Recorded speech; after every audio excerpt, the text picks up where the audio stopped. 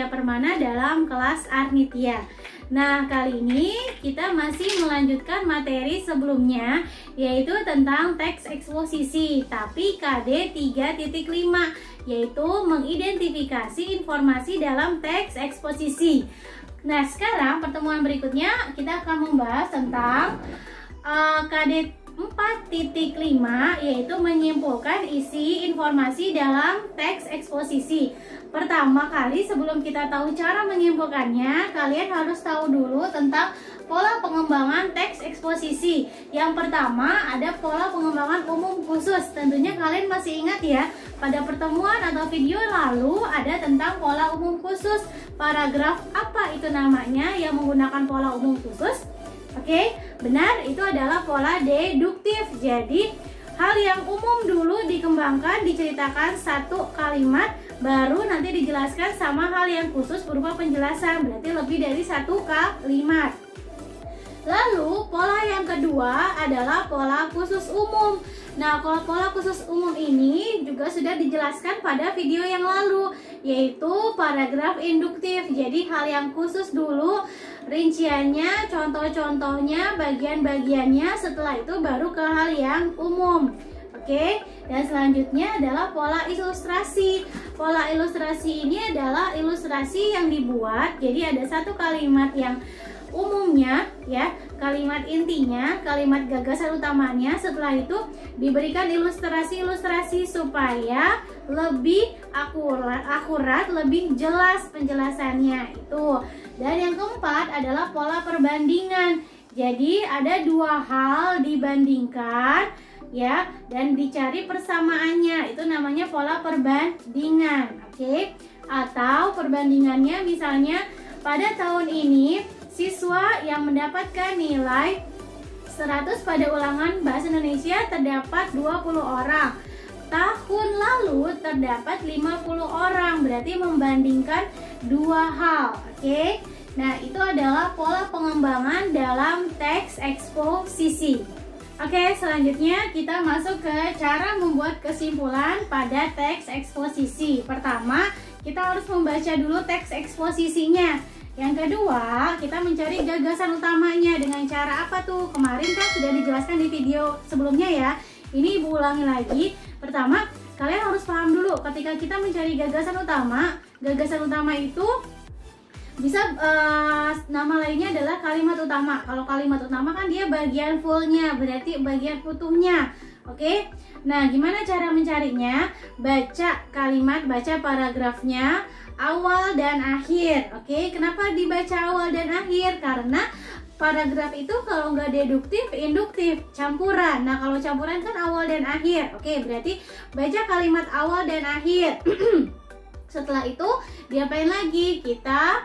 Kita tentukan mana yang paling umum. Bu, dua-duanya umum. Berarti kalau begitu cara yang ketiga, yaitu dengan cara mencari kata yang sering diulang. Oke, cari kata yang sering diulang berarti dia adalah gagasan utamanya. Oke, setelah itu gagasan utama udah ketemu, misalnya berada di awal. Setelah itu kita menggabungkan nih. Misalnya dalam teks eksposisi itu ada 5 paragraf. Berarti kita cari paragraf 1 gagasan utamanya apa, paragraf 2, 3, 4, dan 5 sudah ketemu, kita gabungkan menjadi satu paragraf. Itu namanya paragraf kesimpulan. Lalu bagaimana Bu jika paragraf eksposisinya itu hanya satu paragraf, kan hanya di soal, misalnya hanya berupa penggalan. Berarti kalian tetap cari gagasan utamanya. Setelah ketemu misalnya di akhir, setelah itu kalian gabungkan gagasan utama ditambah satu gagasan penjelas atau gagasan khusus. Itu adalah paragraf atau kalimat kesimpulan. Tinggal kalian cocokkan nih. Kalau dia soal pilihan ganda, berarti kalian cocokkan dengan pilihan gandanya. Apakah dia hanya minta gagasan utamanya saja menjadi kesimpulan, atau dia meminta gagasan utama plus gagasan penjelas? Tapi kalau soal tersebut adalah soal esai, tulis yang lengkapnya. Berarti kalimat kesimpulan adalah kalimat yang gagasan utama ditambah dengan gagasan penjelas kalau dia berupa satu paragraf. Begitu, paham? Paham ya? Itu adalah cara mencari kesimpulan dalam teks eksposisi. Oke, anak-anakku sekalian, itu adalah penjelasan Ibu tentang mencari kesimpulan. Setelah ini kita akan latihan ya. Seperti biasa akan Ibu contohkan dulu cara mengerjakannya. Setelah itu kalian mengerjakan sendiri latihannya di buku tulis masing-masing. Ini adalah caranya. Pertama, baca paragrafnya, tentukan gagasan utamanya, lalu gabungkan dengan satu gagasan penjelas, jadikan satu kalimat, itu namanya kalimat kesimpulan. Atau bisa juga kalimat kesimpulannya adalah langsung gagasan utamanya, kalau memang itu soal pilihan ganda dan lihat pilihan jawaban A, B, C, dan D-nya. Sekarang kita lihat contoh cara menyimpulkan dari satu paragraf. Kita lihat nih, silakan dibaca. Nah, karena ini bukan soal pilihan ganda, berarti Ibu minta kalian menentukan gagasan utamanya, lalu tambahkan dengan satu gagasan penjelas. Itu adalah kalimat kesimpulan. Seperti ini.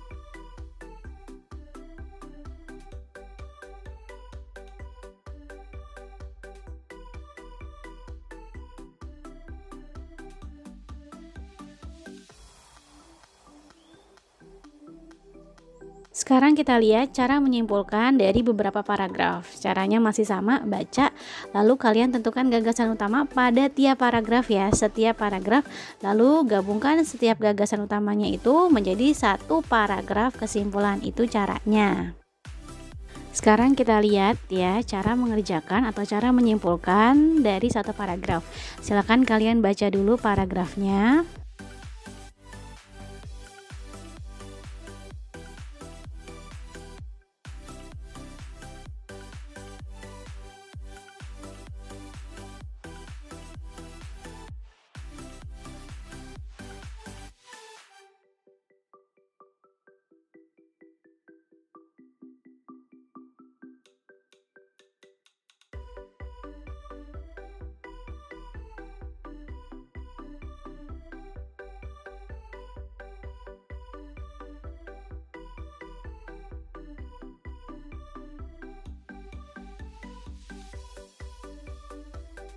Nah, jika sudah kita baca semuanya nih, kita tentukan dulu gagasan utama paragraf 1, 2, dan 3.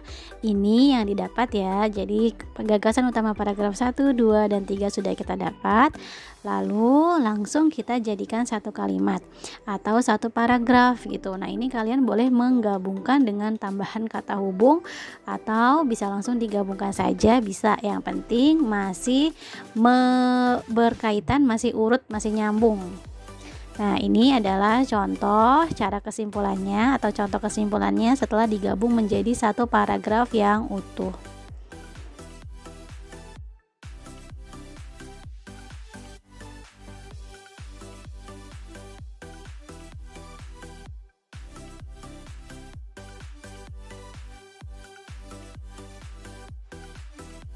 Sekarang kita mengerjakan latihan menyimpulkan. Pertama, kalian buka buku paket halaman 71, lalu baca teksnya yang berjudul Manajemen Pengelolaan Sampah, lalu lakukan seperti contoh tadi ya. Kerjakan di buku tulis, lalu nanti akan dikumpulkan. Selamat mengerjakan. Demikian pembelajaran hari ini, semoga dapat dipahami dan bermanfaat. Sampai jumpa di kelas Arnitia berikutnya. Wassalamualaikum warahmatullahi wabarakatuh.